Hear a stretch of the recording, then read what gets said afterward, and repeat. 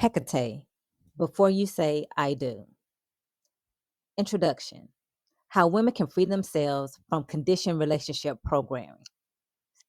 Marriage is presented as the pinnacle of womanhood, the moment where romance turns into lifelong devotion.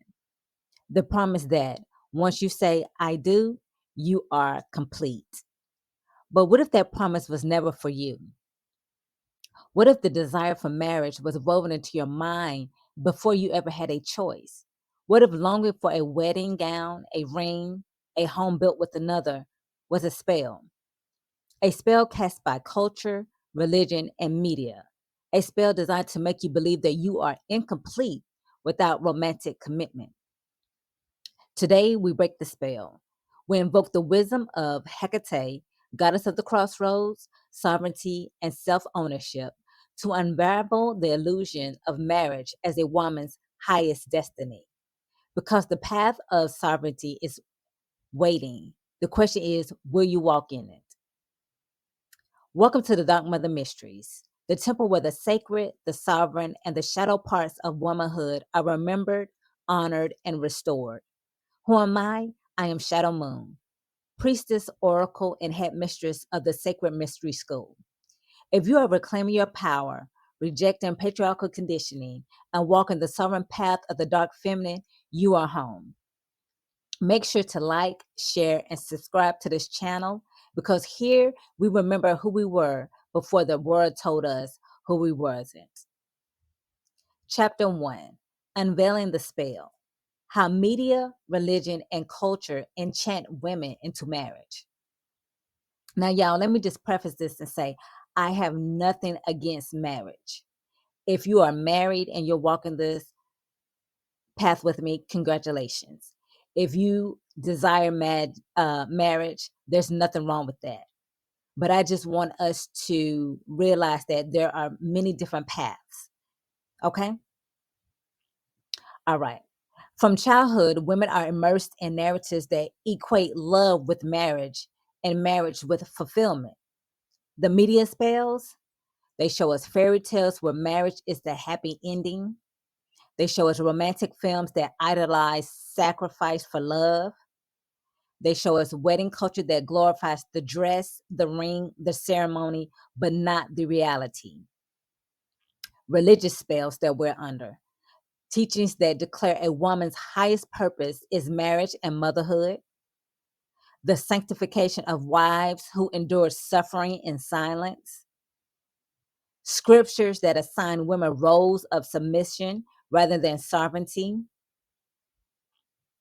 Culture spells that we're up under.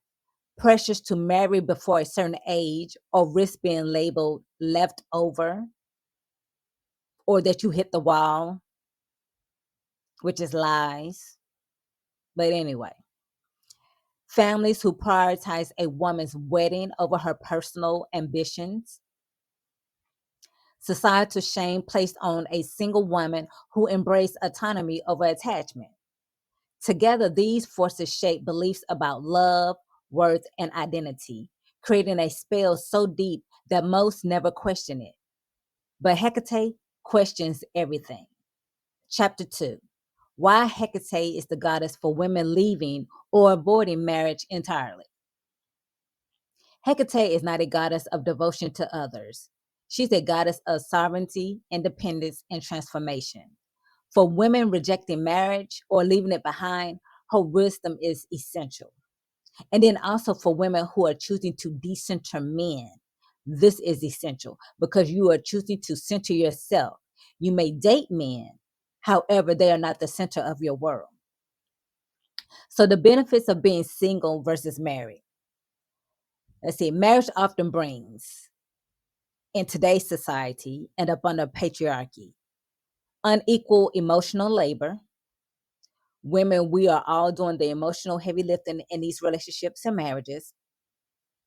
You might not want to hear it, but it is the truth. It's the ugly truth, but you know what? Here, we illuminate the lies. So stay with me. Financial dependence or entanglement. And this is for the ones who choose to be stay at home moms or stay at home wives. If you're going to do that, nothing wrong with it. But make sure you have some type of finances coming in, or make sure that you have arranged it to where your husband is giving you money that you can spend on yourself, and also that he's investing it into your 401k, because you should be having it. Let's not sit up here and be ignorant, okay? Let's make sure that we are financially protected in all ways, and always have money set aside to have some fu money, just, and that's fuck you money, just in case if anything ever pops off, you can leave and you're not having to stay because you don't have any type of money set aside. Okay, let's not get caught up. All right, let me get back to the script. Y'all know me, sometimes I get off on a tangent, but hey, I'm only just bringing you the truth. So marriage often brings loss of personal identity and space, and also pressure to prioritize family over yourself. Like, I can't count the countless times I see on social media that women or wives are always putting their family members before themselves. And I just can't get with that. Even if you're married, you have got to put yourself first. And those who are single, you definitely got to put yourself first. And then also know, if you're dating or going into marriage, that you're going to continue to put yourself first. All right. Okay.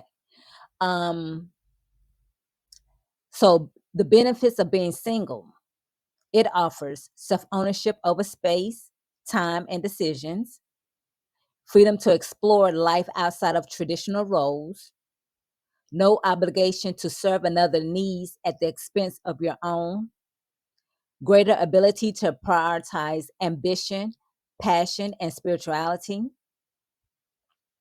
For married women, Hecate's wisdom is not about leaving, it's about reclaiming self prioritization within existing commitments.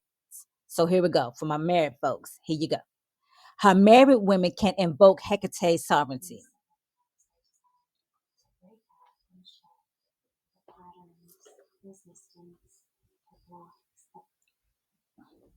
Excuse me, y'all. So for married women, you could set personal boundaries that honor individual needs. You can reject self sacrifice as the foundation of love. You can prioritize personal transformation alongside family life. And you can recognize that marriage does not erase personal destiny. You must coexist within it. And so, like I was saying, for my married ladies, if you have kids or don't have kids, listen, we need to be making sure that we are still prioritizing ourselves, okay?